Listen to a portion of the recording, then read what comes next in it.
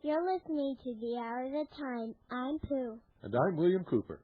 I pledge allegiance to the flag of the United States of America and to the republic for which it stands, one nation, under God, indivisible, with liberty and justice for all. Thank you, sweetheart. You're welcome. I'll come and tuck you in just a little while and read you your nightly story. Every time I say you're listening to The Hour of the Time, sometimes I get mixed up, and when I do the Pledge of Allegiance, sometimes I get mixed up too. But not tonight. Yeah. And you only got mixed up a couple of times. Yeah. That's a fantastic record for all the times that you've done this. Bye. Bye-bye, hon. Ladies and gentlemen, you've heard me and others discuss the Bohemian Grove, a place in Northern California where the elite of the elite, but only men, go to rest and relax and camp and tell dirty jokes and get drunk together and burn, care, and hold ancient Celtic ceremonies while the owl watches silently from a tree. They all dress in the black robes and wear the swastika of the ancient Druid or Celtic priesthood.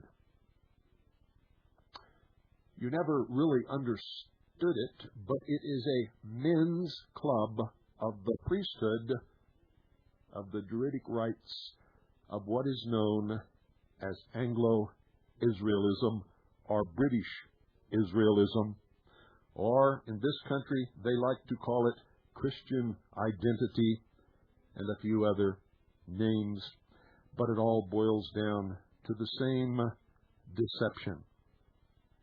And when I say deception, ladies and gentlemen, it's no joke. You've also been beguiled by Kathy O'Brien's tales of having been taken to the Bohemian Grove and ravaged sexually and used as a sex slave by all of these people, and she is a barefaced, unmitigated, absolute liar. For no women have ever been allowed within the confines of the Bohemian Grove ever in the history of these meetings. And you better understand that.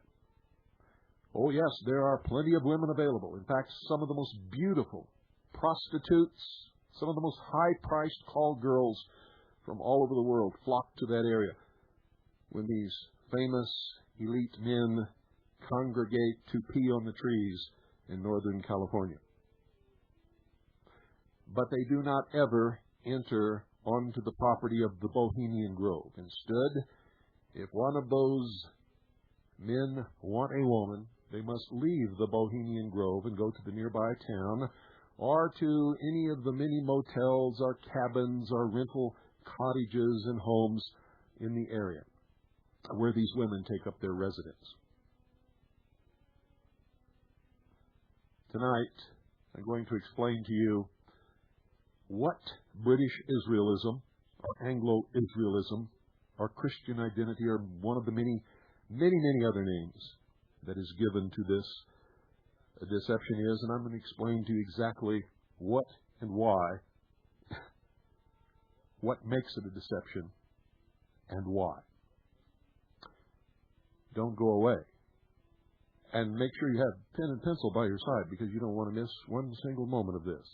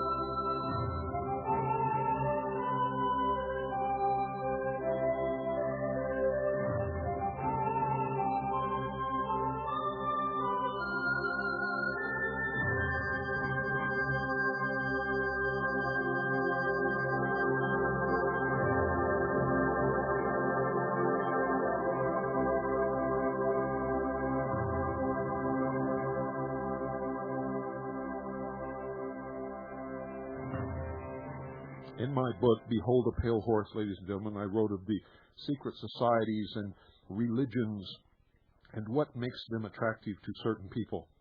And in most instances, it is the tendering of a secret and the promise that the initiate or the novice can become one of the elect or elite of the world.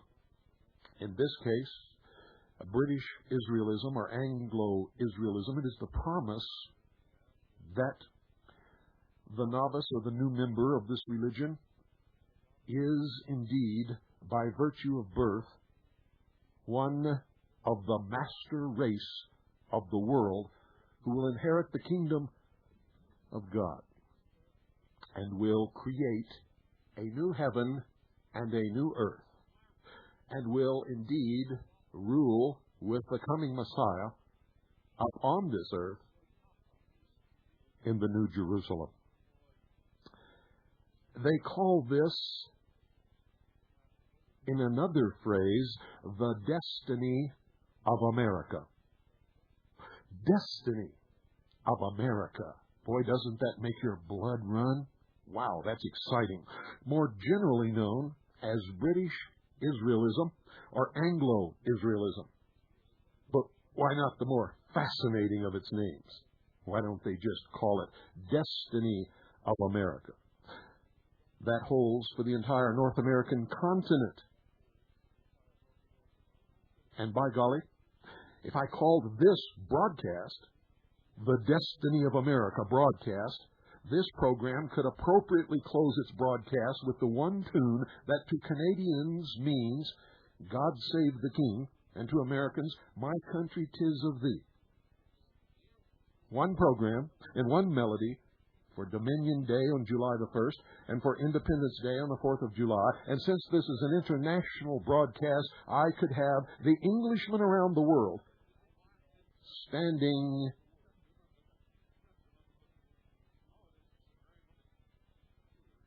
at attention. Except, of course, for the more jaded, and there are many. One glorious, world-saving destiny, indeed, for all who have at some time or other immigrated to the North American continent. For according to these people, Britain is Ephraim, and the United States are Manasseh. And the throne of David is now the British throne. None of you really understood when they showed on television a ceremony being put on for the Queen of England, Queen Elizabeth, by the members of the Bohemian Grove, when she sat on her throne and they came out with these big, huge hats and danced around her and sang a song that contained the words, "From Babylon to the throne of England." You see, it is nothing more than the disguised mystery religion of Babylon. Only it promises a certain race, they will gain the rulership of the world. Is it any wonder that international Zionism has teamed up with the British oligarchy and American Freemasonry to bring this about?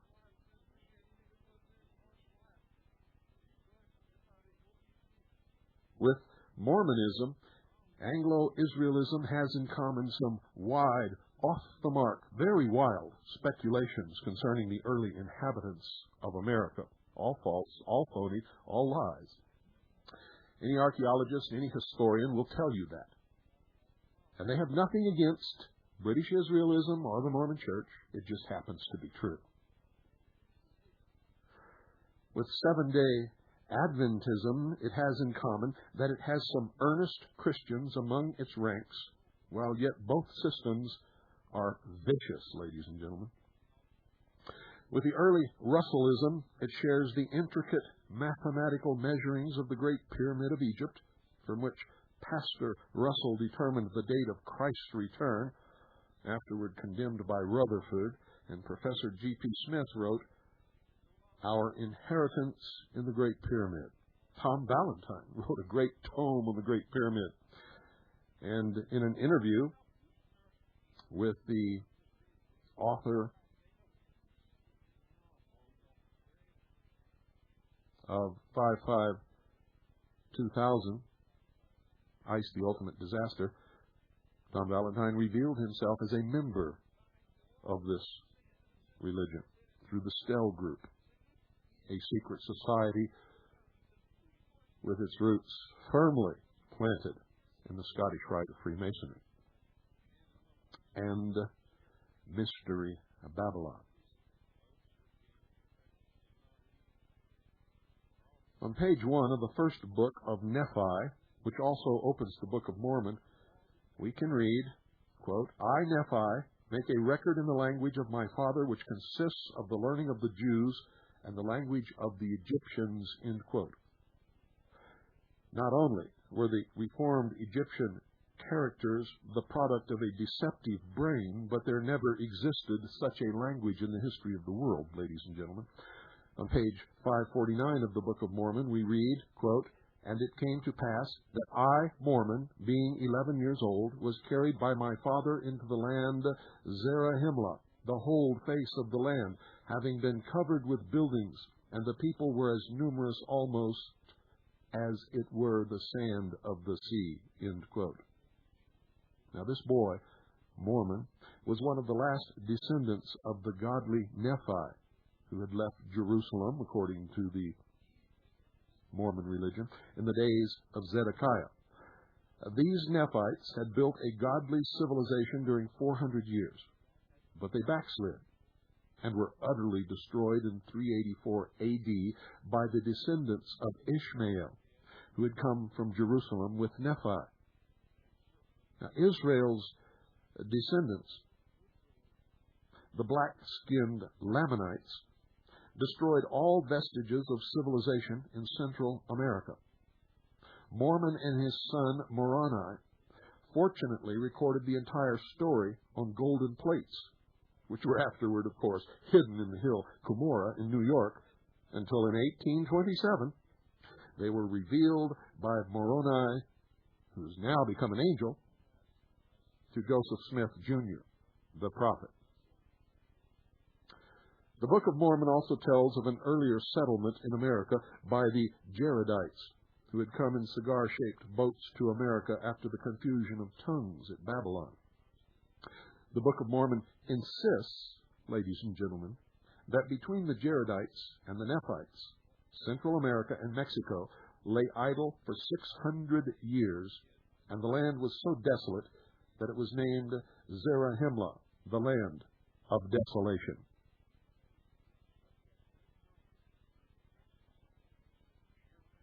According to such famous anthropologists and historians as Bancroft, Baldwin, and others, however, these lands have always had a dense population and a dense growth of vegetation.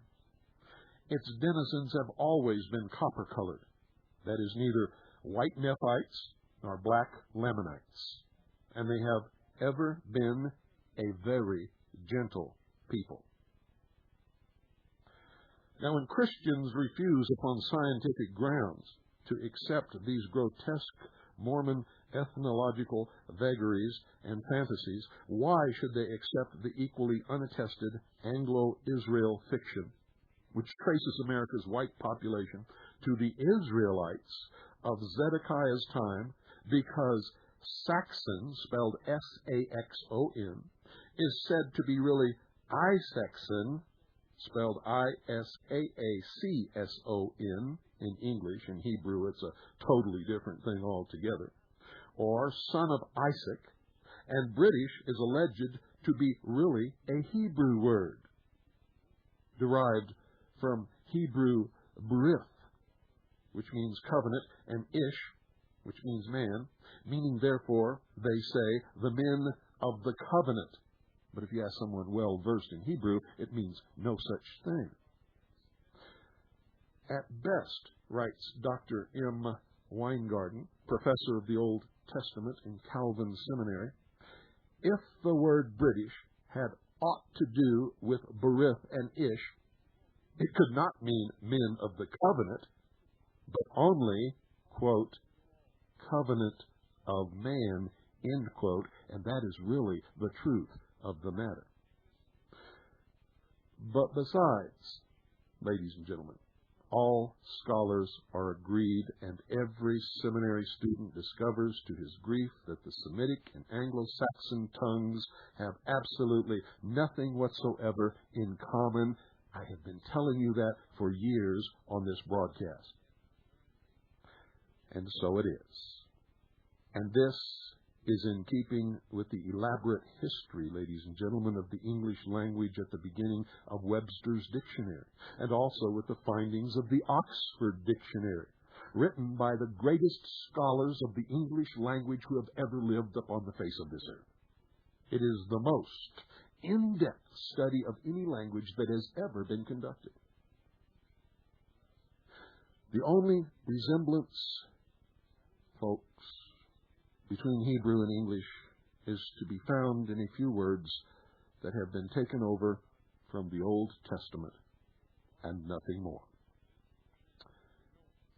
Now, Dr. Albertus Peters of the Western Theological Seminary in Holland, Michigan, reminds us that the Anglo-Israelites have gone to such ridiculous lengths in this matter as to draw even the Japanese within the pale of ancient Israel. And this is what they teach, that the Japanese are the blood race brothers of the Anglo-Israelites.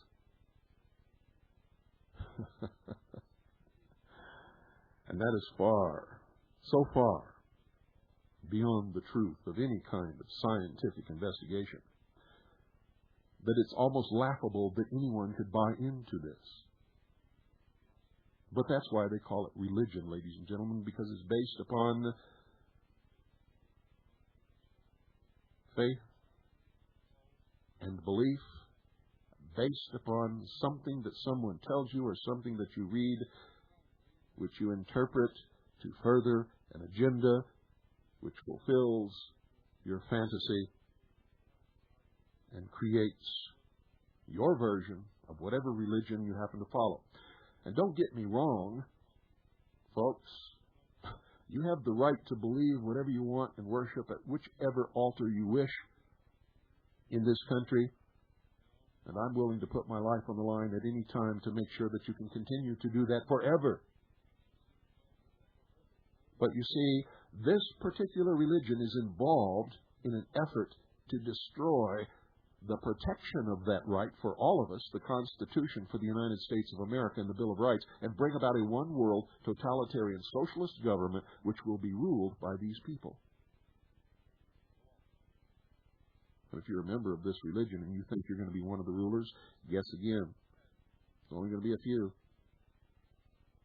And they've spelled out exactly how it's going to be. It's going to be ruled by a council of wise men under a Messiah, the returned Christ, who will be a deception. Won't be Christ at all.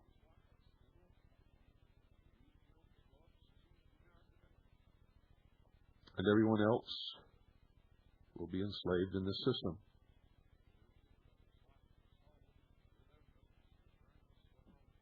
They've placed the Japanese within this master race. For so they say there's a remarkable similarity between the Japanese word samurai, the name for the old Japanese military caste, and Samaria, the capital of the kingdom of Israel. This is how far these people stretch to make their wildest dreams come true. Not only so, they have even ventured to conclude that since the Hebrew word for a young bullock was Engel, therefore the land of the Anglo-Saxons was called England, and since these Isaac's sons, no doubt, or good Israelites sacrificed plenty of young bullocks, or Hebrew Ingles. Therefore, England's inhabitants were called John Bulls. I've heard this preached from the pulpit with my own ears, ladies and gentlemen, and some of you have too. For all such palpable nonsense, the movement keeps growing until it now claims some 2 million adherents scattered through many denominations. The biggest pocket of these people in the United States is located in the northwestern states. So what then exactly are the teachings of this bizarre system, and what briefly is the answer to its claims? Well, I'm going to tell you. The theory, you see, is set forth clearly in a 52-page brochure called The Lost Tribes of Israel by a Mr. Reader Harris. The booklet opens with the incredible claim that when in Leviticus 26, God says that disobedient Israel will be punished 7 times more fiercely for your sins, that's in verse 18, and I will bring 7 times more plagues upon you according to your sins, that's in verse 21, and I will also walk contrary unto you, and I will smite you, even I, 7 times for your sins, that's in verse 28. These words, quote, 7 times more fiercely, end quote, and, quote, 7 times more plagues, end quote, according to these people, do not refer to the intensity of the punishment, but must be understood as referring to time. Quote, a time, end quote, Mr. Harris informs us, quote, is generally taken to mean 360 years, end quote. 7 times would therefore mean 2,500 years. And he says, which if calculated from the captivity of Israel, would reach to about the beginning of the 19th century. Now, from this strange, and I mean strange, substitution of chronology for multiplication, we are to infer that about the beginning of the 19th century, we may look for the beginning of the end of Israel's afflictions. And so we are told, with this agrees, that just about that time some of God's people were awakened to, quote, as Mr. Harris says, a spirit of inquiry as to the fate of the tribes with regard to their destiny, end quote. But upon examination and thorough study, there was never any lost tribes. Not ever. The next link in the chain of reasoning is that until about 100 years ago, the great fault of Christians has been their refusal to distinguish and separate between Judah and Israel. Quote, the Bible, however, is perfectly plain. When it speaks of Israel in 99 cases out of 100, the 10 tribes are meant, end quote. Judah and Israel always remained distinct after the latter had been carried captive in 721 BC and the former in 588 BC. You see, everybody thinks that Judah and Israel were the same. Not at all. Israel was a separate state. Judah was a separate state. In the Bible, ladies and gentlemen, you all think that King David was the king of Israel? No, he was not. He warred against Israel, conquered Israel, took the people into captivity, and then established himself as king. You didn't know that, did you? But it's true.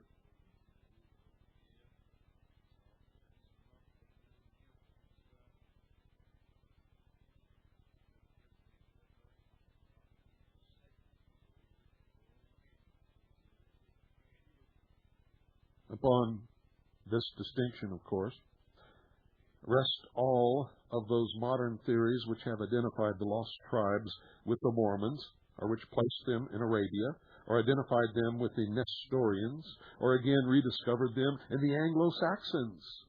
All tall tales, all furthering agendas of some priesthood or other. Before we view the alleged results of these, quote, facts, end quote, which are not facts at all, therefore, let us examine the scriptural data. And when we do, this, ladies and gentlemen, is what we find. The scriptures teach that all 12 tribes were under Babylonian and Persian dominion, and that the restoration was not a restoration of 2 tribes, but of all 12. And so, indeed, it had been predicted.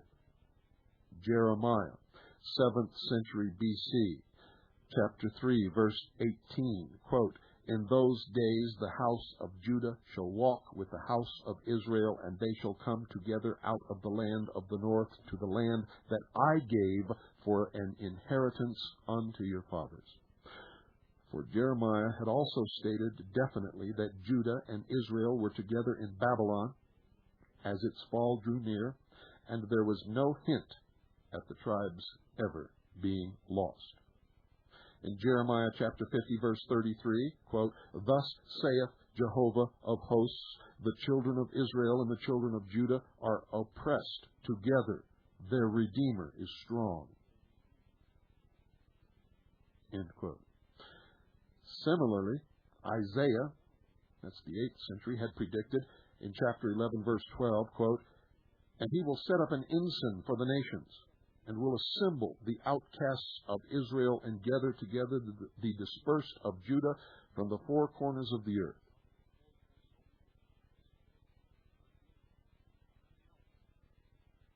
Also for the return of the 10 tribes. In Isaiah chapter 10, verses 20 through 23, and chapter 14, verse 1. Look it up. 2 other 8th century prophets were Hosea and Micah. Said Hosea, quote, "And the children of Judah and the children of Israel shall be gathered together, and they shall appoint themselves one head, and shall go up from the land, for great shall be the day of Jezreel." Chapter 1, verse 11. And Micah's famous Advent message, chapter 5, verse 2, stated that out of Bethlehem in the land of Judah, the ruler of Israel would come forth. Nowhere the arbitrary distinction between post-exilic Judah and Israel, which has given rise to Mormon and British Israel fancies. They're both deceptions. Both spring from the heart of British and American Freemasonry. In harmony with the above, the prophet Daniel prayed for the restoration of all the tribes. See Daniel chapter 9, verses 1, 7, 11, 15, and 18. Don't go away. I'll be right back.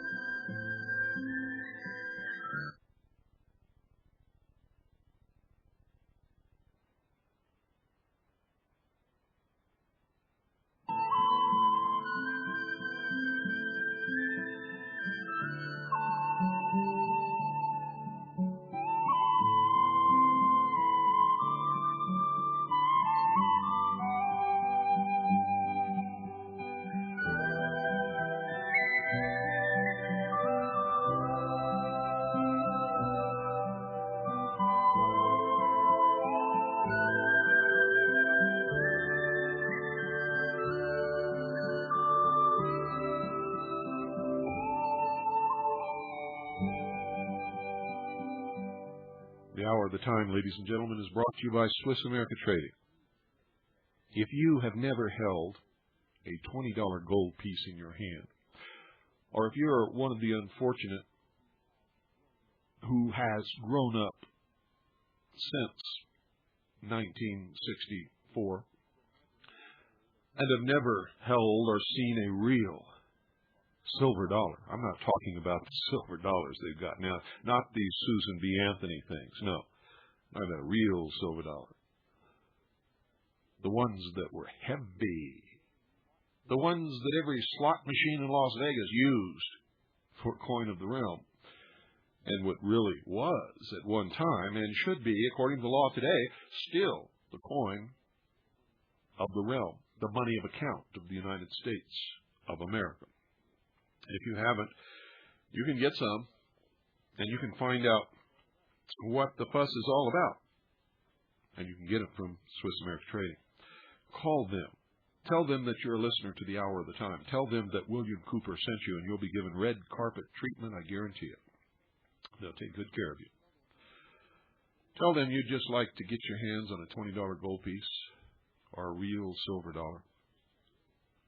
And if you really care about yourself and your family and all that you've worked for all your life, talk to them about how you can take some of your assets and convert them to real money, lawful money of account of the United States of America. Call 1-800-289-2646 and do it now, ladies and gentlemen. 1-800-289-2646. You know how you tend to procrastinate. I do. Everybody does. It's human nature. So call now. Don't wait. 1-800-289-2646. While you're at it, thank them for sponsoring the Hour of the Time and ask for a current copy of the newsletter.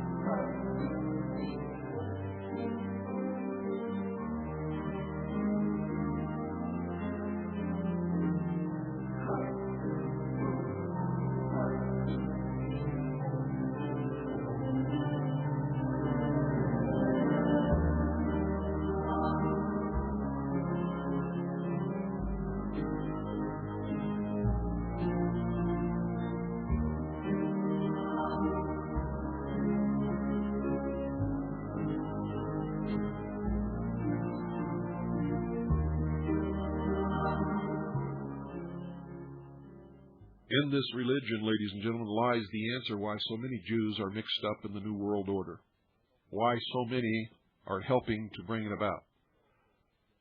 It's because, ladies and gentlemen, they are not really Jews at all.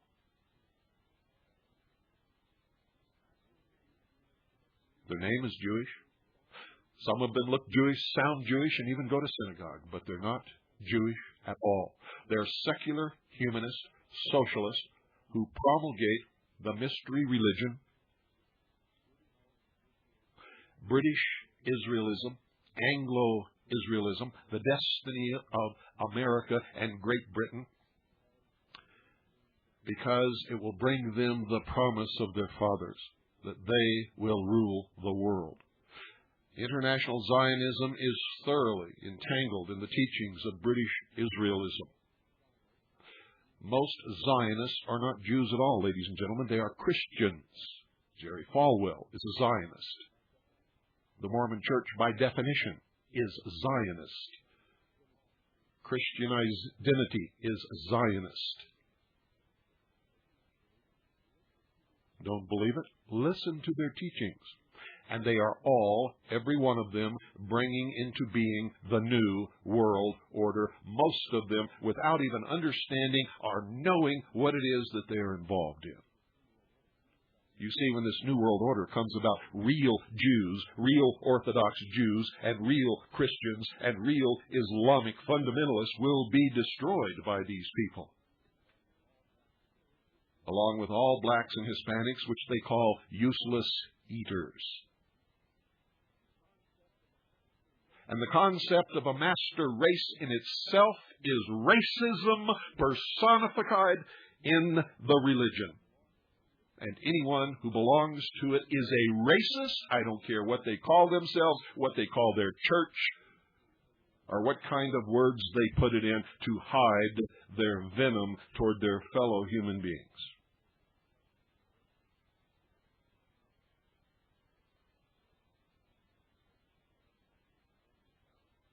I believe in one race, the human race.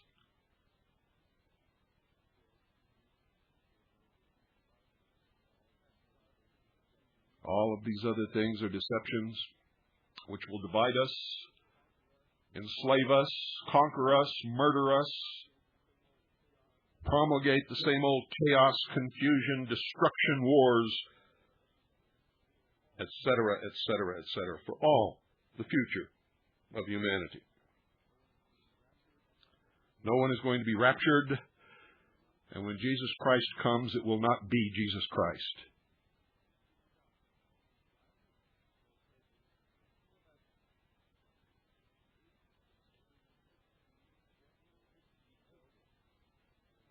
Ezra, consequently, folks, mentions among those who returned men from Bethel and Ai, centers of the idolatrous worship of the northern kingdom.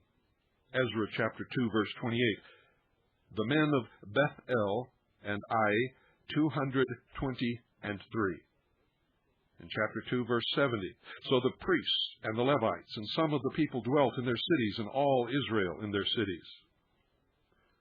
Consequently, Ezra offered a sacrifice for all Israel. Ezra chapter 6, verse 17. And for a sin offering for all Israel, 12 he-goats, according to the number of tribes of Israel. And in verse 21, and the children of Israel that were come again out of the captivity, and all such as had separated themselves unto them from all the filthiness of the nations of the land, to seek Jehovah the God of Israel, did eat.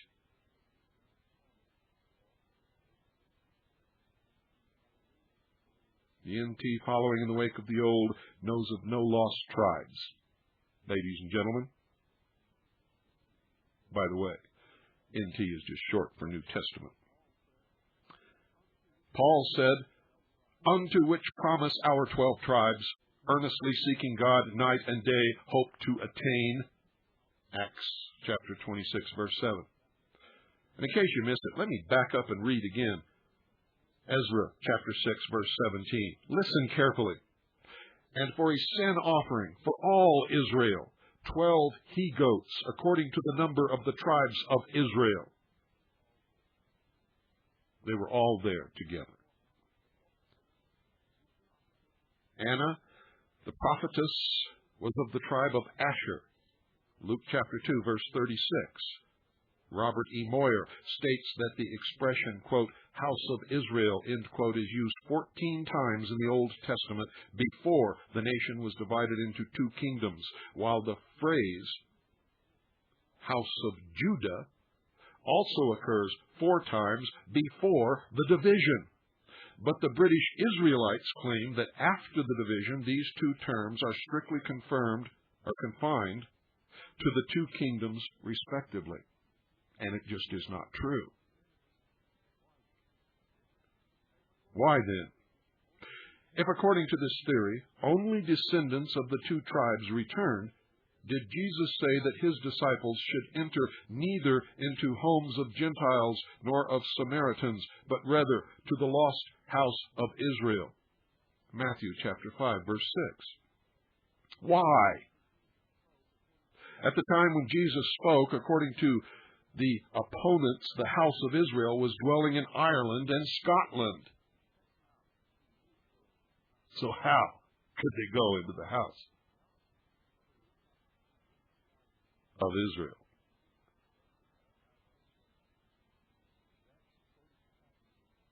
That quoted passage of Scripture, all of them that I just gave you, are in themselves, ladies and gentlemen, sufficient to knock the foundation from under the entire Mormon as well as Anglo-Israel deductions concerning remote descendants of so-called lost tribes upon whom the Lord God should still look as upon his ancient Israel. There were no lost tribes. It should be borne in mind that the group that returned from Judah and Benjamin was a small minority, as well as those who returned from among the 10 tribes. But these minorities are called Israel and the Jews. Those that remained dropped out of the ranks, intermarried, and were amalgamated among the nations. It would then be as logical and scriptural to speak of the lost tribes of Judah and Benjamin as it is to refer to the lost 10 tribes, but not more so. If you even understand this at all, and I hope that you do, it might save you a lot of pain and heartache someday. Having thus rejected the foundation upon which this structure rests, let's continue and trace to what fictitious and fantastic ideas this ill-based theory has given birth. Let us consider the things of which Mr. Reader Harris wrote, and he generally wrote the foundation upon which all the rest of it rose up. He said, the objection may again be raised that this is all very wonderful, but that it rests to a large extent upon tradition. Tradition, however, is the basis of all earlier history, end quote. If that were true, we would never know the true history of the world. Among these wonderful traditions, then, we meet with the following. Not as though the British Israelists abandoned Scripture for tradition, but they take such Scripture passages as refer to pre- or post-exilic conditions of Israel and apply them without further ado to where they fit in with tradition, ladies and gentlemen. Israel was to become a company of nations. God said to Jacob, Joseph was to become a fruitful bough, his branches run over the wall. Jacob added upon his deathbed. Israel was to be a maritime nation. I will set his hand also on the sea, Psalm 89. He was to possess the isles of the sea, Isaiah chapter 24, verse 15, 41, verse 1, and Jeremiah chapter 31, verse 10. So with the fiction of the lost tribes roaming the earth, and with the centuries to work with, the British Israelists moved the descendants of the lost tribes all over the map as the men upon a chessboard are moved. His seed shall become a multitude of nations, said Jacob of Manasseh in Genesis 49:19. It will at once be seen that this eminently fits that modern melting pot, the USA. Does it not? Well, the principle of British Israelism, exegesis, is to follow the pattern of history. But you could take several nations through history and make them fit into this pattern. Depending upon who you are and what your agenda is, many different nations could make these same claims with no problem whatsoever.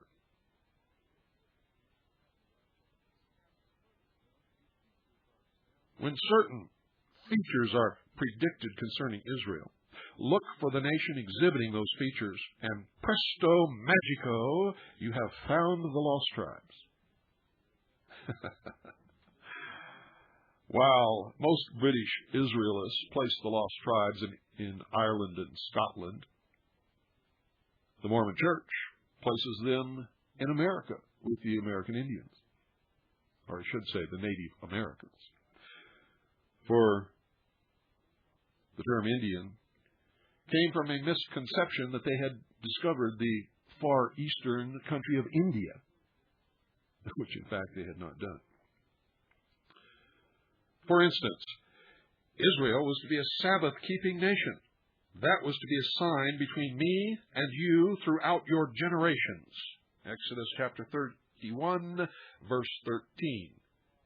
Great Britain, with its erstwhile 60 colonies in the United States of America, they say, alone have observed the Christian Sabbath as over against the so-called continental Sabbath. Great Britain and the United States of America are Israel, and it's not true. You see, because God's Sabbath is the first day from sunset on Friday night until sunset on Saturday. So this is a lie. Great Britain and the United States of America have never kept the Sabbath in their histories. They keep Sunday. The Sabbath is the seventh day, which is sunset Friday to sunset Saturday. Great Britain and the United States of America have kept the first day, Sunday, the venerable day of the worship of the sun from the old pagan religions.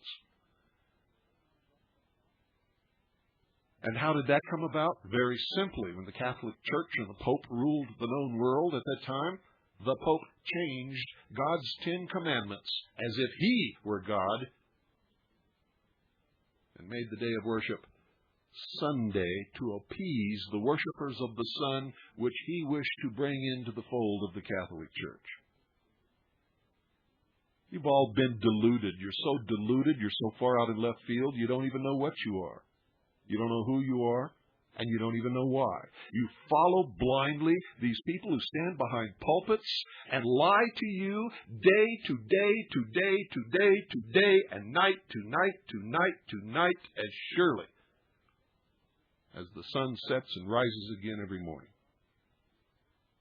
And why do you do that? Why do you become pawns in their agenda to enslave you? Because that is exactly where it's leading.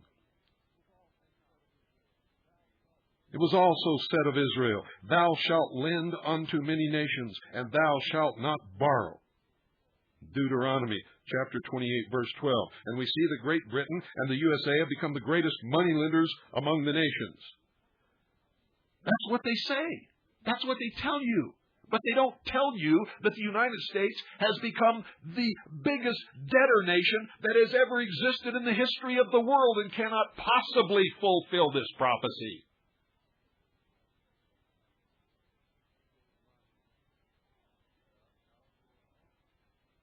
Where are your minds? What has happened between your ears to make your brain turn to mush at the mouths of these liars?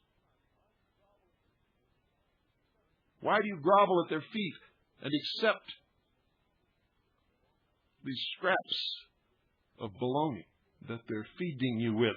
Your spirits are starving for the truth, and that's why you're so unhappy. Because generally you find unhappy people flocking to these religions because it promises them that they will be the great of the world. It holds out to dissatisfied, unhappy, disaffected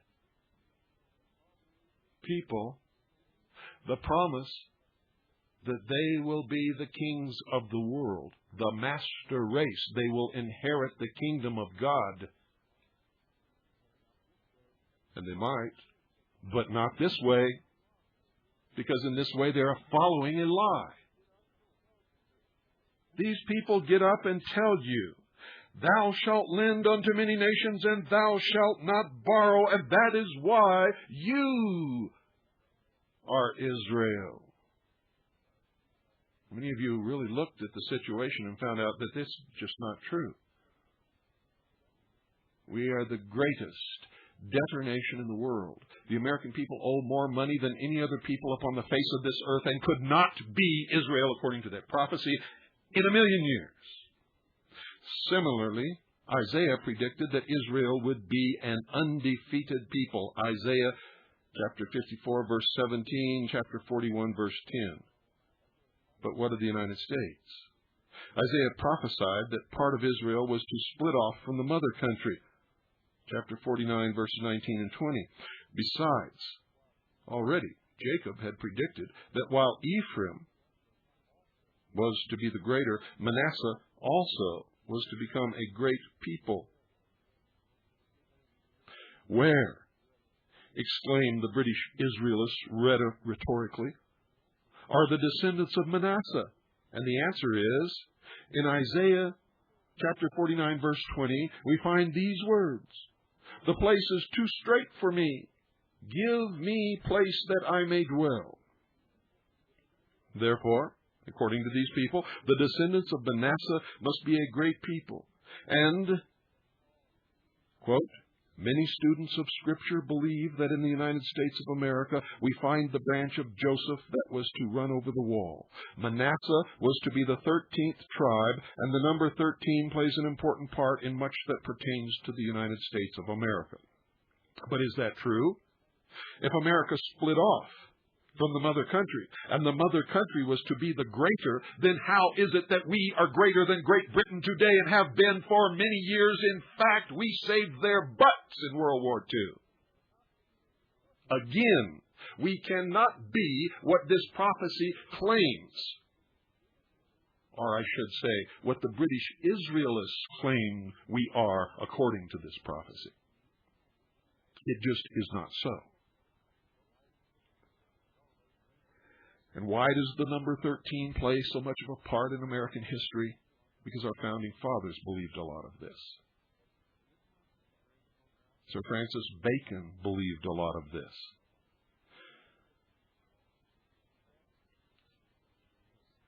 In establishing the United States of America, our founding fathers laid the blueprint for the New World Order.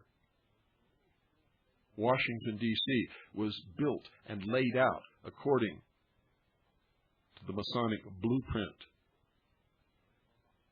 of a temple of the mystery religion of Babylon. It's all there. In the dome of the Capitol building, you can see the apotheosis of George Washington as he rides in the chariot of the sun as Apollo across the sky, surrounded by all of the old gods of the Roman pantheon.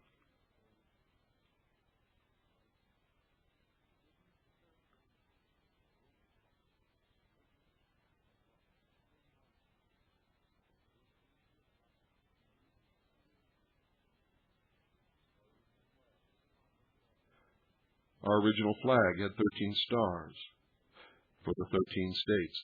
13 letters make up the American slogan, E pluribus unum. The American dollar contains 13 stars and 13 letters on the scroll. The eagle on the reversed side is 13 wing feathers, 13 tail feathers, 13 arrowheads, 13 horizontal stripes, and 13 parallel lines. Ergo, for those of you who don't know Latin, that means therefore, the original white population, notice the word white, of the United States of America came from England, but the destiny shapers of America failed to advise us how, in the process of crossing the Atlantic, these Ephraimites changed into children of Manasseh.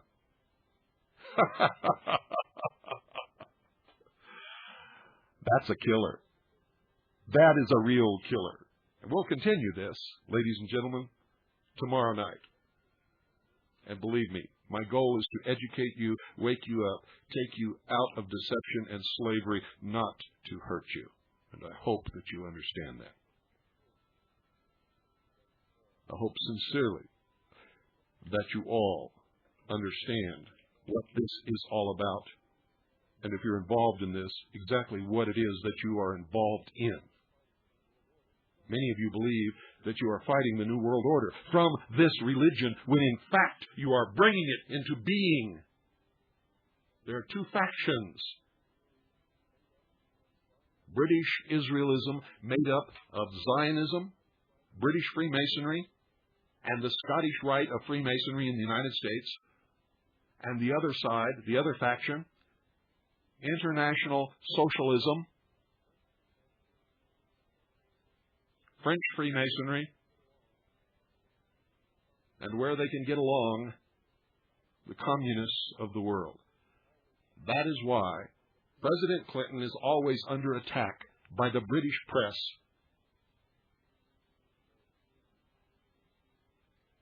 Because he is on the other side. Good night, and God bless you all.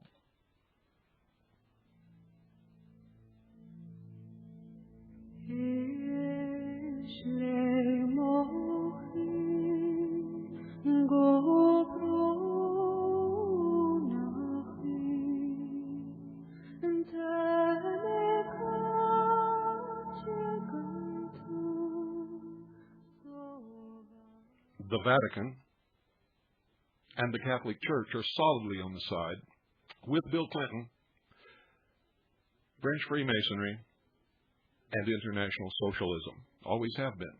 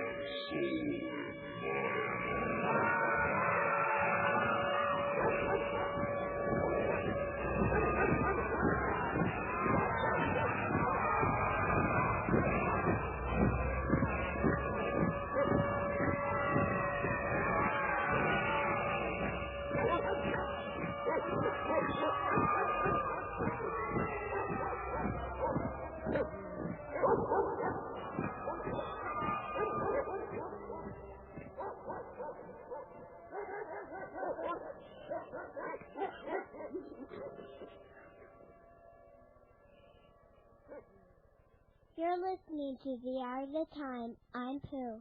And I'm William Cooper. I pledge allegiance to the flag of the United States of America and to the republic for which it stands, one nation, under God, indivisible, with liberty and justice for all. Thank you. All right. I'll be in to tuck you in later. All right. Good night. Good night. Ladies and gentlemen, some incredible things are happening. On my answering machine today, when I got back from the office, was a message from someone I haven't heard from in a long, long time. And he just left a very short message, no phone number, no way to get in touch with him, anything, and said that he would be contacting me. It was Billy Goodman. I couldn't believe it after all this time. So anyway, I hope he does get back in contact with me because I really like him an awful lot. And number two is I received a postcard today from, well, I don't know from what. Most likely from someone who doesn't really understand this broadcast and has not been listening for any appreciable amount of time. For he said, and I quote, "In the last few weeks, your show, The Hour of the Time, sucks.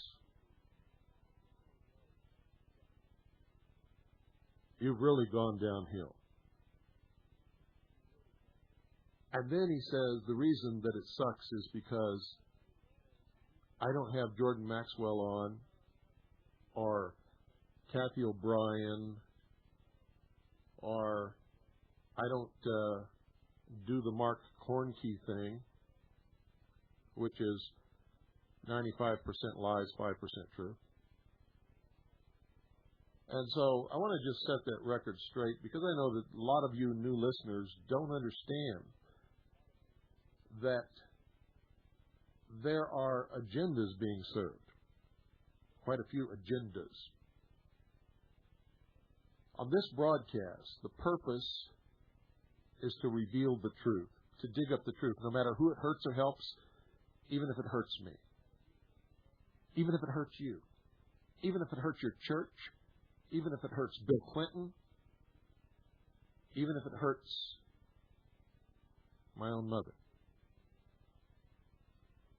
If we're living a life of deception and lies, we're not living at all. Instead, we are puppets being manipulated by those who control those lies to serve their own agendas. So we don't do those things on this broadcast. And for most of you new listeners, you just don't understand at all that most of what's being aired on all of these other broadcasts, these so-called Patriot broadcasts, were aired on this broadcast years ago. This was the first radio broadcast ever to have Jordan Maxwell as a guest. I had him on this broadcast 3 years ago. But that was when he was trying to educate people about the deception of the priesthood of all different religions. Something has happened between then and now. He is now on a crusade to destroy Christianity. If he had his way, he would take away your right to even consider being a Christian. And he would do away with all Christians. And those of you who have been listening to him lately, you can hear that. See, when he was on this broadcast 3 years ago, he was educating. He was talking about what he had learned in his research about religion and about the pagan religions and Christianity and how the two had been merged in the early days of the Christian church. And when he was doing that, it was in line with what this broadcast is all about. So he was a guest on here. He's not doing that now. He's venom in his heart. He's out to hurt people. And he has an agenda, which is to destroy an entire religion. This broadcast is about revealing the truth to you, but not destroying you or your religion or any organization you belong to.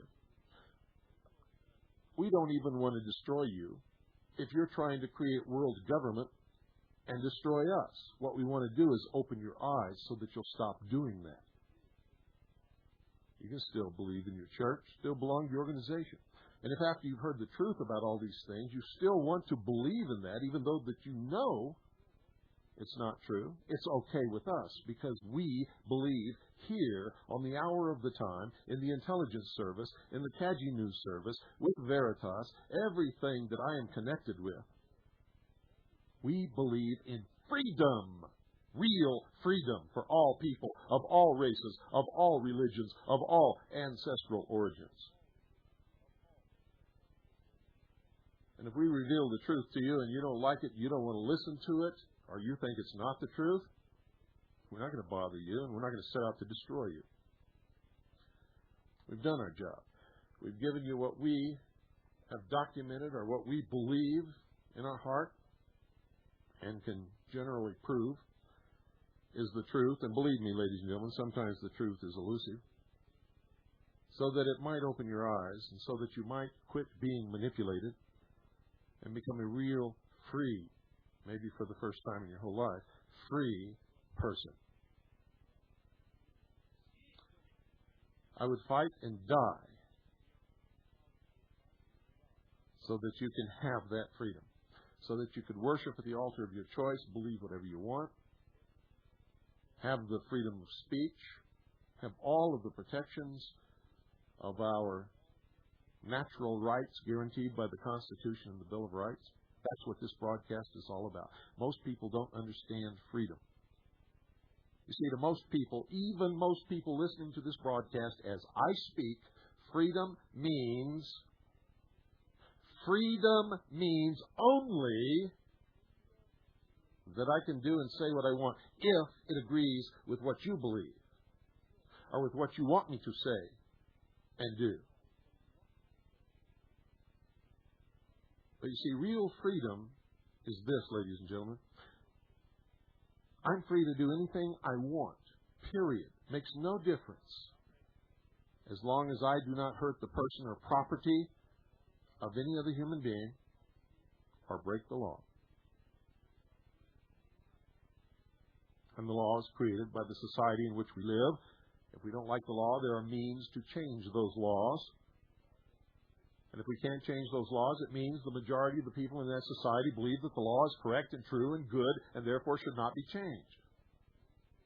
That's why they're having such a hard problem getting the guns out of the American people's hands, is because the American people don't buy that jive. They know that when they give up their guns, they're going to be slaves. They're not going to do it. It's not going to happen.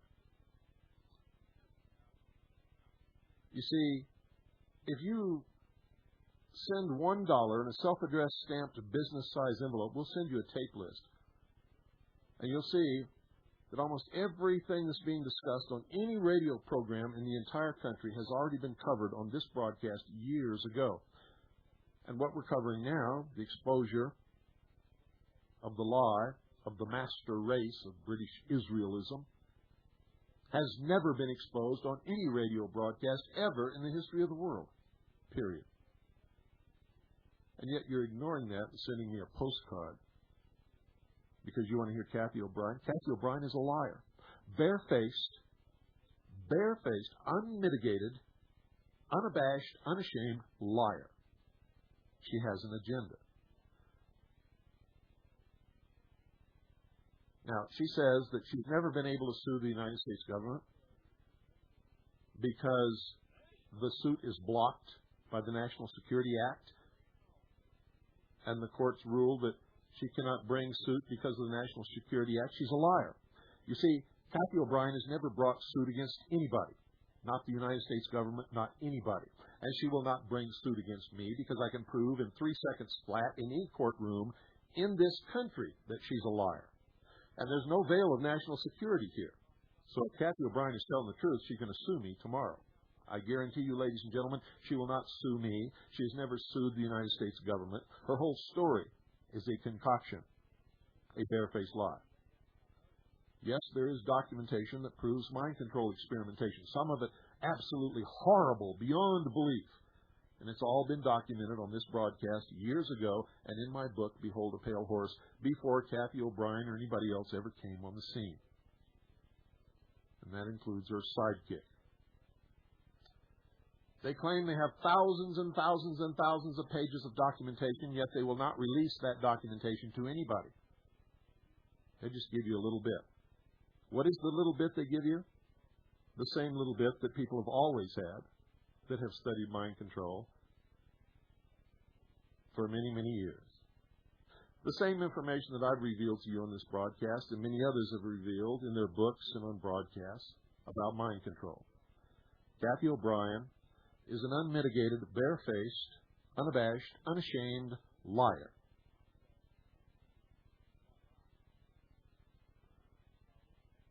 Does everybody understand what I'm telling you? People don't get in the White House, ladies and gentlemen, if they have sex slaves, and especially if they bring those sex slaves to the White House. And if they do, they do not discuss national or international policy or the plans for the New World Order or anything else in front of their sex slaves. Because there's always somebody who's ready and willing to get a hold of that information and expose it and destroy them. And I don't care if they're liberal, if they're Republican, if they're Democrat, if they're right-wing, if they're left-wing, if they're communist, if they're anarchy, whatever they are.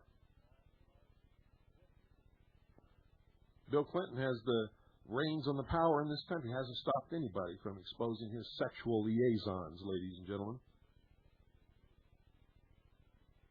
These people are not fools. They're very smart, very intelligent, very slick. And they don't get to the White House, or they don't get to be the Speaker of the House of Representatives, or the leader of the majority of the Senate, or anything else, because they have sex slaves, and they discuss how they're going to bring the New World Order into being in front of these sex slaves. Not only that, but common sense ought to tell you that if Kathy O'Brien was sexually abused, molested, used as a sex slave, and made to do every perverted thing in the entire world with every president since Nixon, the entire upper half of the Senate and the House of Representatives, every leadership and famous person that's ever lived, don't you think that she would show a little bit of that wear and tear? But she doesn't. And when you hear her talk, she doesn't even show any emotional disturbance whatsoever. No anger. She's not upset. Nothing. And I just wonder how it is that there are so many fools out there in radio land that are so willing to believe all this utter, total crap. You see, I called in one night when she was spouting her lies, and I just asked one question. Can you prove that you were ever in your life in the White House? There was dead silence, ladies and gentlemen. And all of a sudden, she started giggling and stuttering. She couldn't come up with an answer. And Mark Phillips, her partner there, said, well, you know that these people are crooks and there's nothing beyond their capabilities. And then, bang. Disconnected. And that's okay. Any radio broadcast has the right to disconnect anyone they want. Lord knows I do it enough here. But I don't do it because someone asks a question. I do it because they're stupid or exceptionally rude or antagonistic. As long as someone is intelligent and present a legitimate argument, I'll talk to them all night, or at least a reasonable amount of time so that other people are able to get on the broadcast. I was cut off because there was no answer to my question, and there never will be because it's a lie.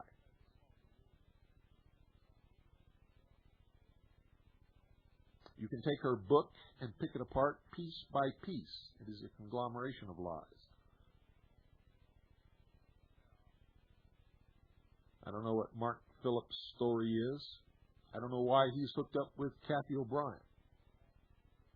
But I will tell you this. Kathy O'Brien is a liar. She's a scam. She has an agenda.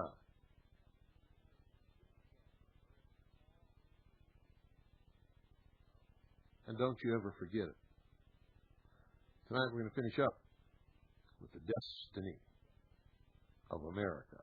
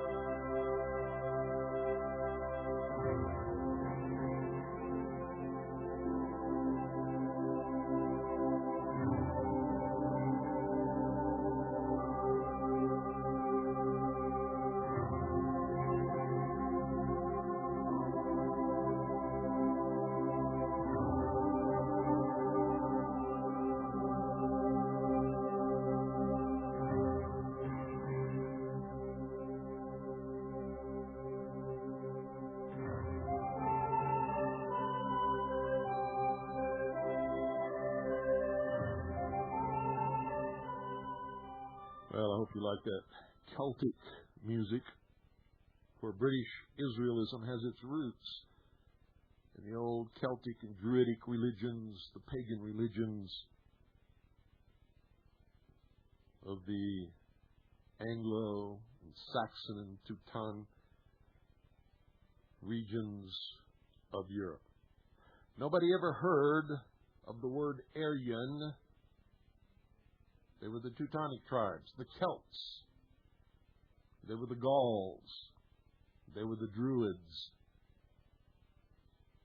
Until Helena Blavatsky came along and connected these tribes to a supposed Eastern race called the Aryans, supposedly the Indian, not the Indian of the United States or of the American continents, but the Indian of India, whom, ladies and gentlemen, are not white. But yet the Aryans were supposed to be a pure white race, superior to all other races, that founded, created, and nourished civilization. And none of it is true.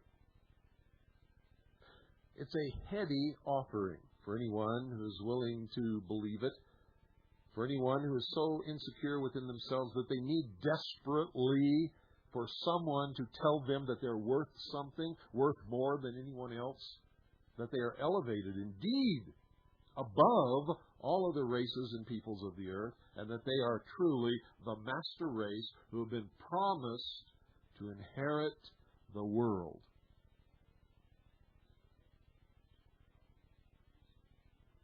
Isn't that something? It's the same heady attraction of the mystery religions of Babylon, the secret societies, the so-called fraternal organizations, which hold out the promise of the revelation of a secret if you climb high enough in the degrees of initiation. A secret that makes you different from all of the men and women on this earth. That hold out the promise that you will be a member of the truly elect, the holders of this secret, the guardians, indeed, of the secrets of the ages. That you will be a part of a brotherhood that will promise you wealth and material satisfaction and will take care of you. And if you're in legal problems and you go before a judge who is also a member of this brotherhood and you give the secret sign, you will prevail against your enemies in that courtroom. And it's all true. Except for one thing. Actually, two. There is no secret except the secret of how to control others through the promise of a secret. And there are no elite. There is no superior race. Period. Period. End of subject. It is a scam, a lie. Now, on Friday night, you heard me reveal the proofs of all of this, and those proofs are undeniable. Can't even argue with them. Not for a second. All you can do, if you want to hold on to these imagined delusions of grandeur, is to dismiss them arbitrarily and continue to quote the old deceptions. And many people will do that.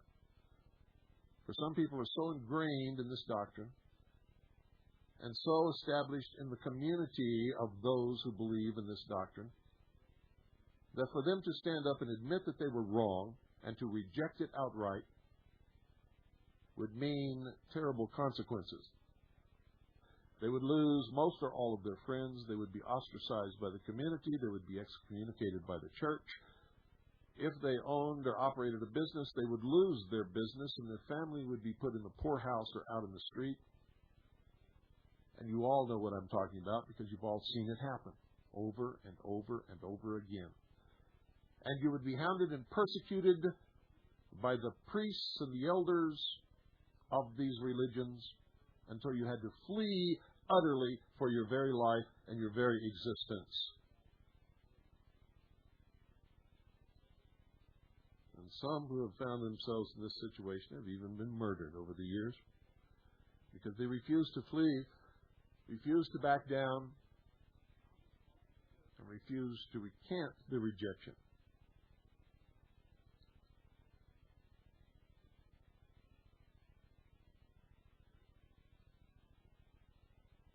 The original population of this country, ladies and gentlemen, and I'm not talking about the Native Americans who were already here. I'm talking about the immigrants from the very first. The original population of this country came from England, indeed from this whole continent came from England, later from France. The destiny shapers of America failed to advise us, ladies and gentlemen, how in this process, if these are lost tribes that they're talking about, how in this process of crossing the Atlantic, the Ephraimites changed into children of Manasseh. How did that happen? Oh, well, some say that there were 12 original tribes of Israel. Many of them lost tribes, which isn't true, and the Bible substantiates that they were never lost. Never, ever, not once. But that Manasseh is the 13th. Well, if there are only 12 original tribes, where does this 13th come from? Anybody have an answer to that? Because these same people claim that the formation of the state of Israel fulfills the prophecy of all of Israel coming together again into a nation. Therefore, Manasseh cannot be the reformed tribes of Israel, whether lost or not. So what is this all about? It's about a deception of such a magnitude, ladies and gentlemen, that without even knowing it, many people who claim to be patriots and who claim to be against the New World Order are actually helping it come about through this deception of the mystery religion of Babylon and international Zionism, which have combined their forces. And folks, Zionism is not Judaism. So don't go blaming it on the Jews. Many Jews are Zionists. Many Jews are not Zionists and reject it outright.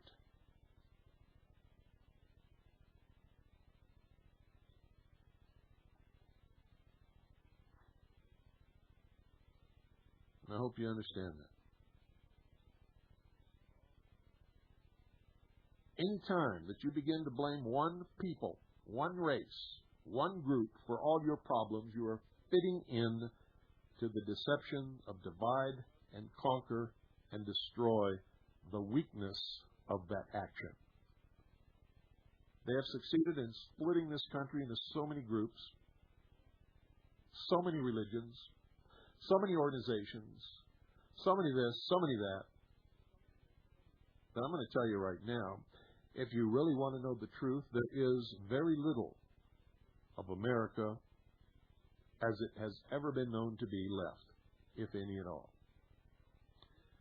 And there's going to be an ultimate conflict, whether it be peaceful or with the force of arms, depends upon how many people we are able to awaken in order to form a political consensus that will take the hands out of these manipulating power grabbers so that they have to drop the power into our hands and let us restore freedom to all peoples.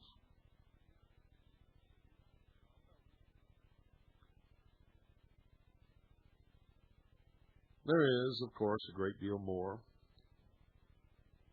and it's extremely interesting study, an interesting conversation, if you can converse with someone who is intelligent enough to be able to converse, rather than argue dogma.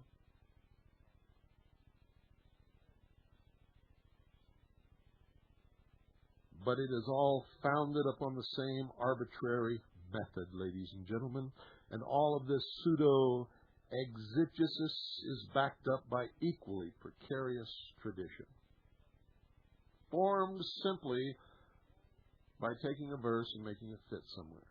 Or if you can't make that verse fit somewhere, you take a historical event and find the verse that will fit it, taken out of context and without any attention to any other verse, tracts, chapters, whatever. So beginning with Esdras in his second book in the Apocrypha, we know that, quote, the 10 tribes took this counsel among themselves that they should leave the multitude of the heathen and go forth into a further country, that there they might keep their law which they had never kept in their own land. And they passed by the way of the Euphrates. End quote. This is confirmed, folks, by Josephus, who wrote AD 70, quote, the 10 tribes are now beyond the Euphrates and are an immense multitude, end quote. What became of them? 10 tribes?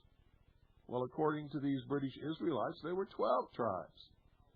But when you're talking about the 12 tribes, then Manasseh becoming the 13th, what you're doing is really recounting the story of the zodiac and the sun, the 12 houses and the sun, the 12 disciples and Jesus.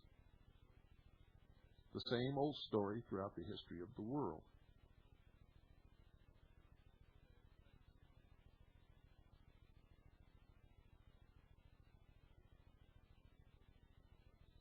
British Israelites claim they have the answer. Past old gravestones in the Crimea and a town on the Danube near the Black Sea called Isaka, quote, evidently an Israelitish name, end quote. Evidently? What do you mean evidently? Prove it! And they can't. They trace these tribes to Scandinavia and to Western Europe. The Saxons, having come from the Black Sea, captured England from the original Britons and divided the country into sections whose names all remind us of God's promise. In Isaac shall thy seed be called, Genesis chapter 21, verse 12. For they are Sussex or South Saxon, Essex or East Saxon, Middlesex, etc. And this is all what they say. It's not really what happened in history. There is an Irish tradition that the prophet Jeremiah escaped from Egypt with a daughter of Zedekiah, the last, and by the way, illegally appointed king of Judah. These two first reached Spain and later Ireland. They say, here this female descendant of David, entitled to David's throne only by favor of Nebuchadnezzar, married an Irish tribal chief or king between BC 580 and 565. From then on, the line of David is continued, first in Ireland, then in Scotland, and England. And at the same time, they have this other story that Joseph of Arimathea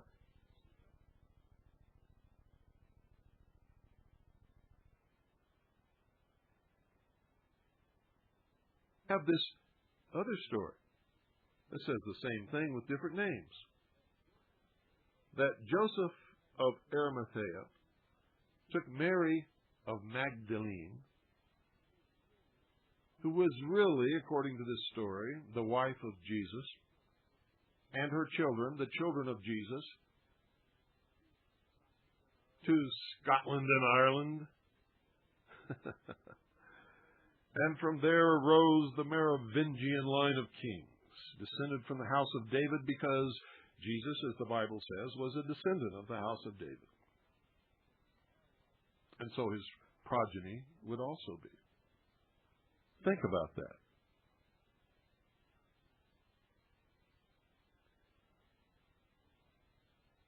How in the world did they get people to believe all of this? For there is no truth at all for any of it, ladies and gentlemen. This feat, however, was by no means the only accomplishment of the aged prophet Jeremiah. We're talking about the first story here. He also succeeded in taking with him the stone of destiny. This is the stone I've talked to you about from the beginning. All through the mystery schools, we've talked about this stone. The Queen of England sits upon the stone, which rests beneath her throne.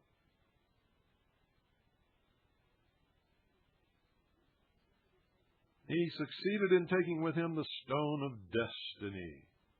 It should be borne in mind, namely, that Jacob, when departing from Bethel, had taken with him the stone which he had used for a pillow as a token of the divine presence, and on his deathbed had referred to it when, according to Genesis chapter 49, verse 24, he had said concerning Joseph, "From thence is the shepherd, the stone of Israel." This same stone went with the Israelites into the wilderness. Paul referred to it in 1 Corinthians chapter 10, verse 4. The rock followed them. But just look that up in its context and you'll see it does not mean what they say it means. And can you remember in the New Testament, Jesus said, "Upon this rock I found my church"? Same stone, and he wasn't talking about Peter.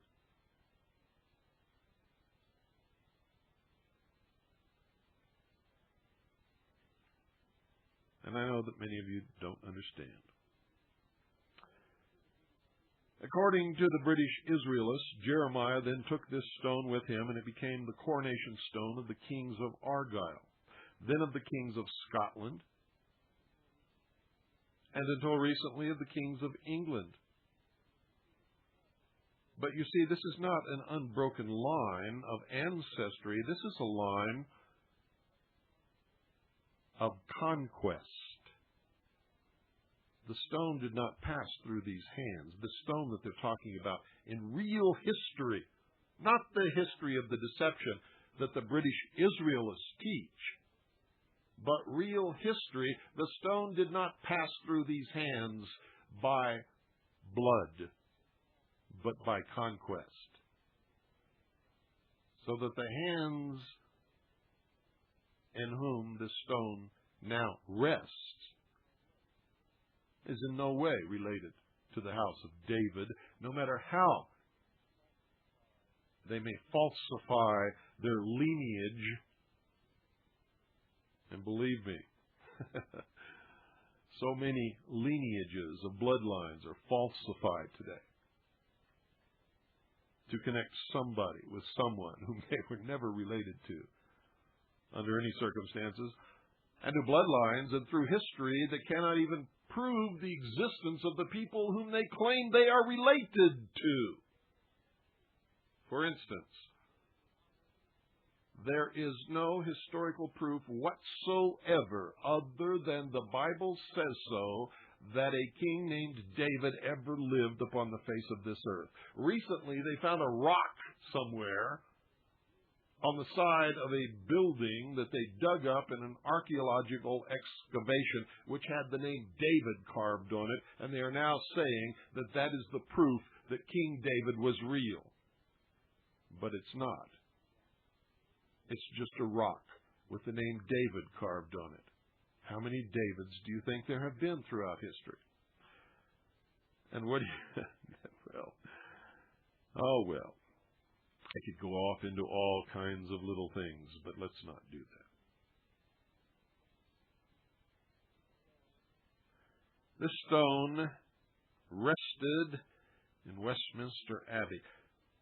Small wonder the removal of this stone of Scone in December the 25th, 1950, caused so much consternation.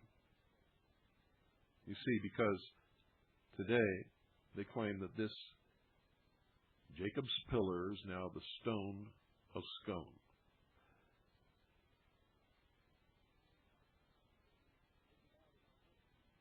There's about as much historical evidence for all of this as there is for the alleged story which claims that there is among Roman Catholic relics the stone upon which the rooster stood when he crowed at Peter's denial of his Lord, or for that matter, for the feather that dropped from the wing of the angel Gabriel when he announced the Savior's birth to Mary.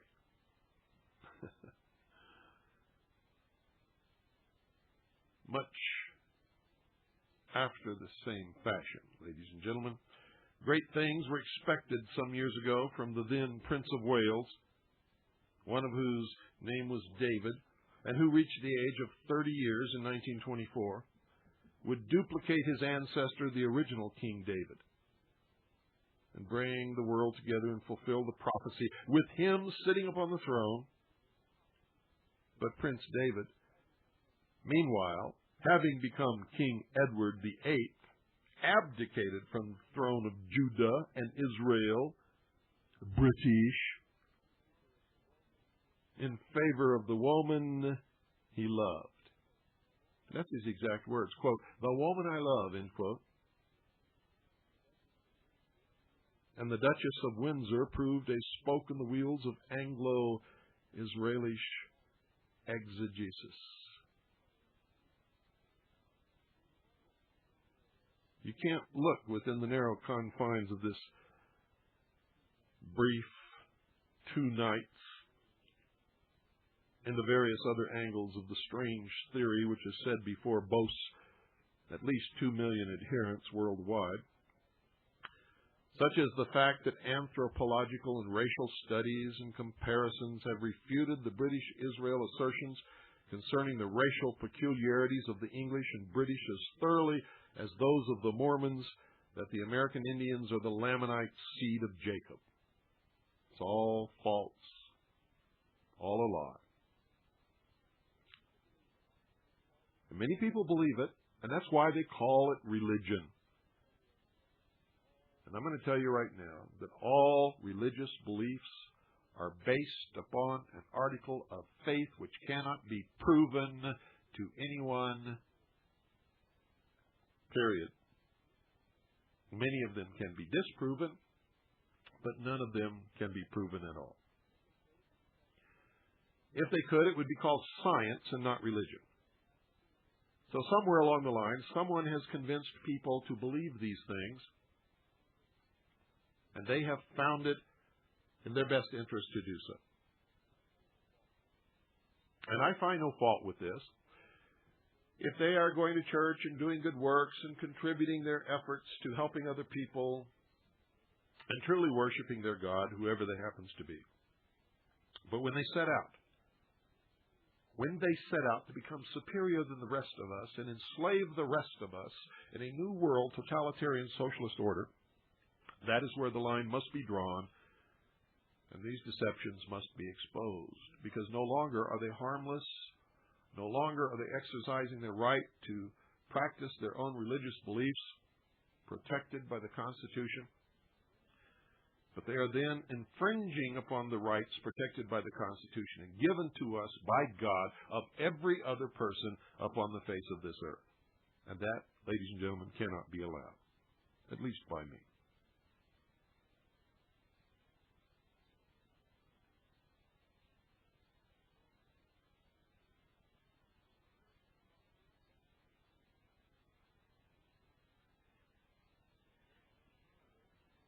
So again, I want to reiterate that by this little expose of Friday night and tonight, I'm not attempting to destroy your religion or tell you that you cannot worship that religion or that you should not worship that religion, but to reveal to you the deceptions that are practiced upon all of us by the priesthood, by the powers that be, the secret societies, forces within governments, in order to make us believe in certain things that will ensure our own enslavement. And ladies and gentlemen, I'm going to tell you that all major organized religions today are involved in this deception. I don't care what you call that religion. I don't care what part of the world that religion exists at. I don't care who belongs to it. It is true.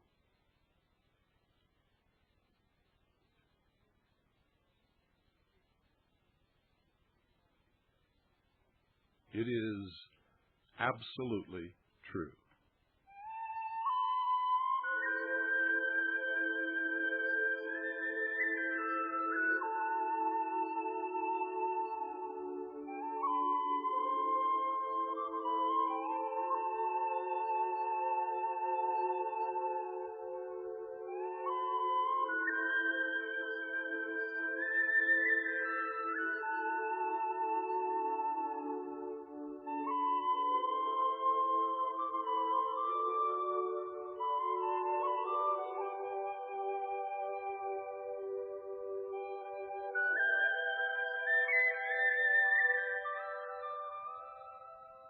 In Jesus' day, he would have called these manipulators, these deceivers, and these liars Pharisees.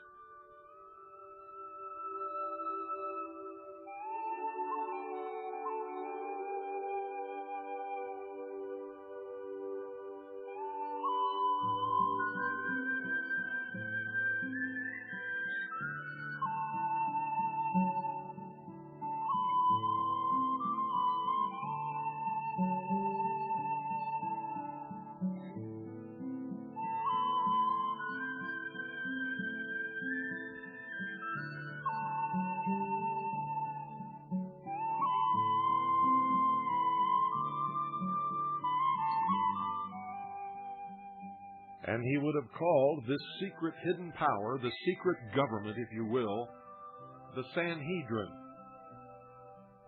For in those days, that was truly the power behind the throne.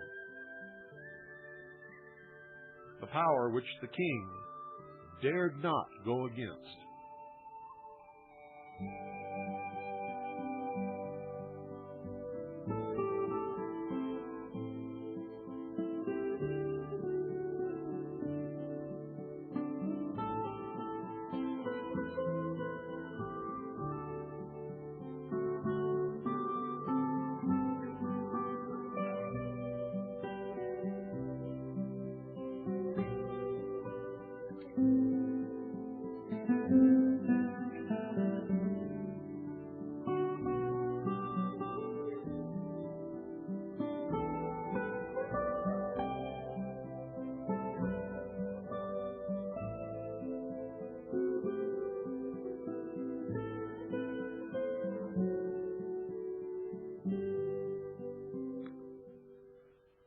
Well, we can take calls until the end of the hour if you'd like. The number is 520-333-4578. That's 520-333-4578.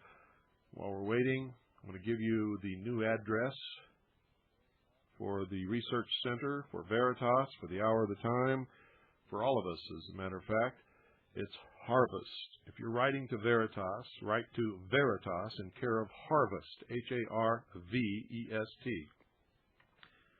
P.O. Box 1970. That's P.O. Box 1970. Eager, spelled E-A-G-A-R. That's Eager, spelled E-A-G-A-R, Arizona, 85922. Once again, the zip is 85925. The entire address is whoever you're writing to. If you're writing to me, it's William Cooper in care of Harvest. If you're writing to the Intelligence Service, it's the Intelligence Service in care of Harvest. If you have a question about an order, write to Annie in care of Harvest. If you're writing to Veritas, write to Veritas in care of Harvest. P.O. Box 1970, Eager, spelled E-A-G-A-R, Arizona, 85925. If you need to call Veritas about a subscription, about submitting an article, about anything about Veritas, this is the only number that you can call. If you call any other number, you're not going to get any help, and you're just going to be told that you have to call this number. The number is 520-333-5661. That's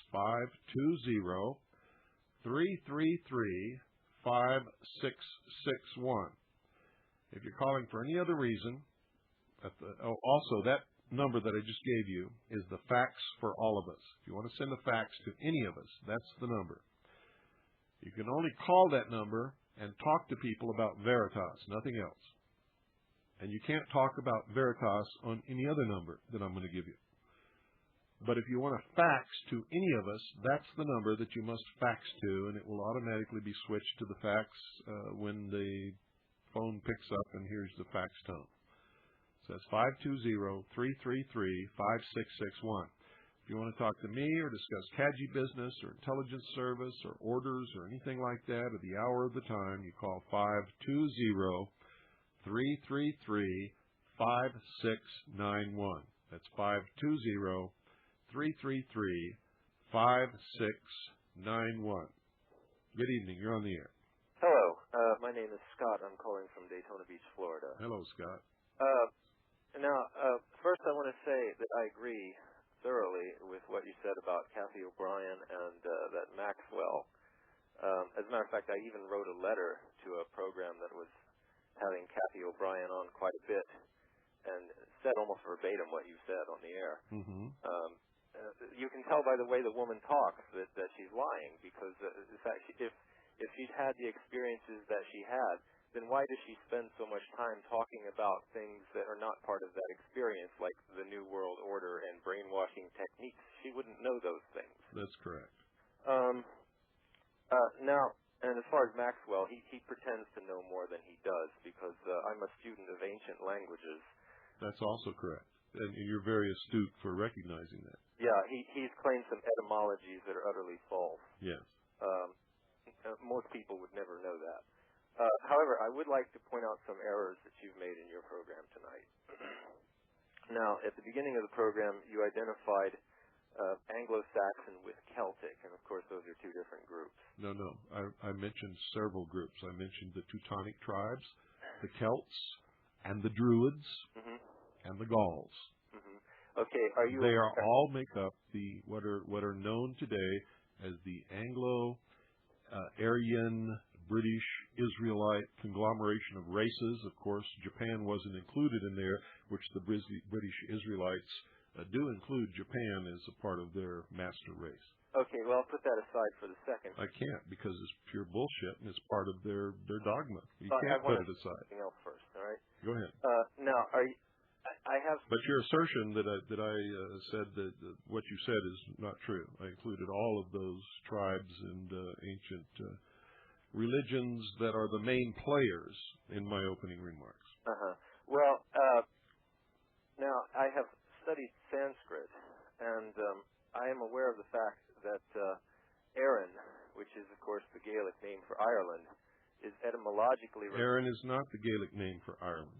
I just looked it up in the dictionary. Erin is not the Gaelic name for Ireland. Erin in the Hebrew tongue literally means the priesthood. Has nothing to do with Ireland. Well, that's probably a completely different word. I just looked it up in the dictionary. No, it's not a different word. I've been all through this many different times. But go ahead and finish your. Professor of Sanskrit told me that Erin, or air, which is a different version of it, is etymologically related to the word Arya, and also to Iran. They're all the same root, right? And so, in fact, the Aryans of India are related to the Aryans of Europe. And you say that they look completely different. Well, yes, a lot of them do because of racial mixture. But if you look especially at a lot of the people from Punjab, there's a television program. I was in Toronto, and they have a lot of multicultural programming on television. One of the programs on is a Punjabi program, and the woman that hosts it is the most Nordic-looking woman you would ever want to see. I think that's... Well, now, wait a minute. That's like saying that in England, there's someone hosting an English program who looks like they came from India. How do you know what her ancestral origin is? Well, do you know what her ancestral origin is? I think it would be highly... Wait a minute. Do you know what her ancestral origin is? You're citing her as proof. All right. Okay. Well, okay. Well, just for argument, I'll say, okay, that's only one example. But No. Good night. You see, folks, it never fails. When it comes down to really intelligently debating the issue, they can't. They fall back on the most unbelievable bullshit that I've ever heard in my life. Saw somebody on television in India who had blonde hair and blue eyes, and that's proof. Bullshit! Good evening. You're on the air. Yes, Mr. Cooper. Talk about British Israelism, and I think you're trying to make a glancing hit on identity. No, I'm not trying to make a glancing hit. Oh, wait a minute. We just lost the satellite, so we got to get back on satellite, folks. Hold on.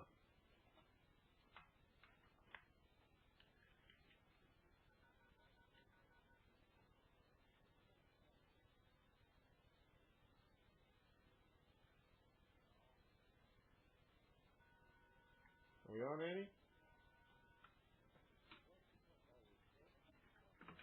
Well, it's just like always, folks. When we're talking about something that really gets to this New World Order crowd, they knock us off the satellite.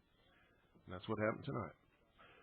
No, I'm not trying to make a roundabout hit on Christian identity. I'm making a direct hit on Christian identity. I don't mince words, and I don't sneak around by the back door. And also, you don't look at history. I look exactly at history. I cited history tonight many, many times. I cited the proof. Now, argue the proof. Argue intellectually the points of proof, if you can. By faith, Mr. Cooper, or by sight? Pardon? You claim to be a Christian. Do you live by faith or by sight? What are you talking about? How many different churches of Christianity are there? Well, there are many. How many? I have no idea. That's what I thought. How many of them are there that are different, that believe that they are the only ones in this world that are right? It doesn't matter. Yes, it does. Every one of them do. Here's what history. There are thousands. Our heritage. Well, let me tell you something. There are thousands of these splinter groups of Christianity, all teaching a different dogma, a different interpretation of scriptures, all claiming that they are 100% right. They have no historical record to fall back on. What are you talking about? Every one of them can cite historical record. What historical record can you cite? Well, where the 10 tribes of Israel migrated from Assyria when they were in captivity, migrated eastward or westward. Migrated westward? Correct. Where is the Euphrates from Israel? I'm not speaking about Israel. Where is the Euphrates from Israel? That's where they started from when they migrated. Captivity in Assyria. Good night. Here's another guy that doesn't know his history. They migrated from the Middle Eastern Israel, Palestine area, crossed the Euphrates. It wasn't west, my friend. It was east. Of course, you wouldn't know that because you're blindly parroting what you've been taught. You have no conception. You probably never even looked at a map of the Middle East. Good evening. You're on the air. Yeah. Hello, Bill. This is Fred from Fresno. I'm calling from KDNO Country. Hi, Fred. I read your book. Richard Palmquist, one of my favorite people. Yes, he is. A man with guts. Yes, he is. I had a question about your book that I was a little curious about, Operation Rainbow, where you spoke of the supposed UFO beings the crucifixion of... No. What I said is I saw documents that said that these things happened. And Project Rainbow was supposedly an experiment that had nothing to do with what you're talking about. It was the United States government experiment in time travel, and I have no idea whether it was actually ever performed, whether it was successful, or whether it failed. And there was no more information on it then? Well, there may be, but I never saw it. You never saw it? No. That was my question, Bill. Thank you very much. You're very welcome. And that does it for tonight, folks. Well, maybe. No, I can't. We're just down to the wire, and we've got to, once again, we've got to go. Good night. And God bless each and every single one of you.